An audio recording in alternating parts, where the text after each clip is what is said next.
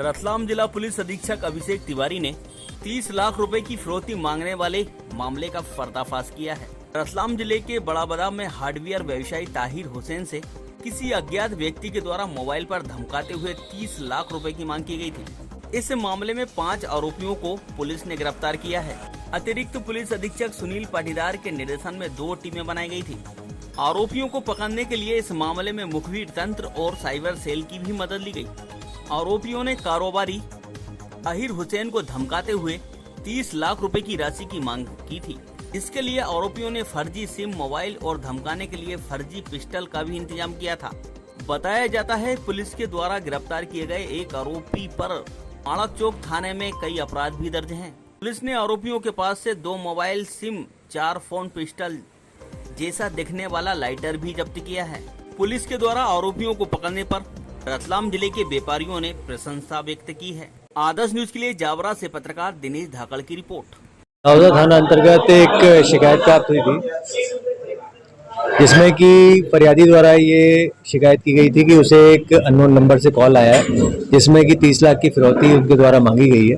साथ ही साथ धमकी भी दी गई है कि यदि फिरौती नहीं देंगे तो जान से उनको मारने की धमकी दी गई थी।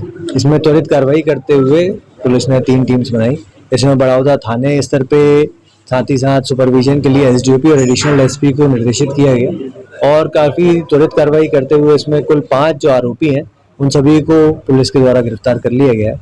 इन आरोपियों के द्वारा जो सिम यूज़ की गई धमकी देने के लिए वो भी जब्त की गई है। साथ ही साथ इसमें एक व्यक्ति जो कि सिम इशू करने का ही काम करता था उसका भी इन्वॉल्वमेंट पाया गया है और उसके द्वारा 4 फर्जी सिम इस गैंग को इशू कराई गई थी, जिसका ये अन्य किसी अपराध में भी उपयोग करने की तैयारी कर रहे थे। नकली हथियार किस तरह का था इसमें और किस काम में यूज किया गया उसे? आरोपियों के पास से एक पिस्टल नुमा चीज़ भी जब्त हुई है, जो असलियत में पिस्टल तो नहीं है लेकिन पिस्टल के जैसा दिखने वाला एक लाइटर है, जो अक्सर ये किसी को धमकाने या डराने के लिए उपयोग में लाने की तैयारी कर रहे हैं। सर, कुल मिला के 5 आरोपी हैं। आरोपियों का क्या काम क्या है सर? क्या कोई आंदोलन अपराधी है? गैंग किस प्रकार की बनाना चाहते थे? आया सर तक नहीं। अभी तक हम लोगों ने इन सभी आरोपियों के आपराधिक रिकॉर्ड खंगाले हैं। इनमें से एक व्यक्ति का कुछ सामान्य मारपीट या उस तरह का कोई अपराध निकल कर आया है। अन्य लोगों के भी आपराधिक रिकॉर्ड निकाले जा रहे हैं कि आसपास के जिलों में या आसपास के, जैसे कि अपना क्योंकि बॉर्डर का प्रदेश लगता है, उनके आसपास के जिलों में भी आपराधिक रिकॉर्ड इनके चेक किए जा रहे हैं। घटना को अंजाम देने के लिए कुछ प्लानिंग इन्होंने की थी, तो क्या कारण था? अभी तक जो विवेचना हुई है, जो इसमें तथ्य सामने आए हैं, उसमें ये समझ में आया है कि ये किसी न किसी तरीके से जल्द पैसा कमाना चाह रहे थे और इन्हें सॉफ्ट टारगेट एक सामने अपने जो एक व्यापारी था जिसे देखकर इन्हें महसूस हुआ कि इसको यदि धमकी देने से पैसा उड़ा जा सकता है, धमकी देने से ये डर के कारण पैसा शायद दे सकता है। इस तरह से इन्होंने ये फरियादी को टारगेट किया और उसे फ़ोन किया। पूरा इनका जो उद्देश्य निकल के आ रहा है, क्योंकि जैसा कि मैंने बताया कि इन्होंने 3-4 सिम और फर्जी इकट्ठी कर रखी थी और यहाँ नहीं तो किसी और वारदात को अंजाम देने की फिराक में थे।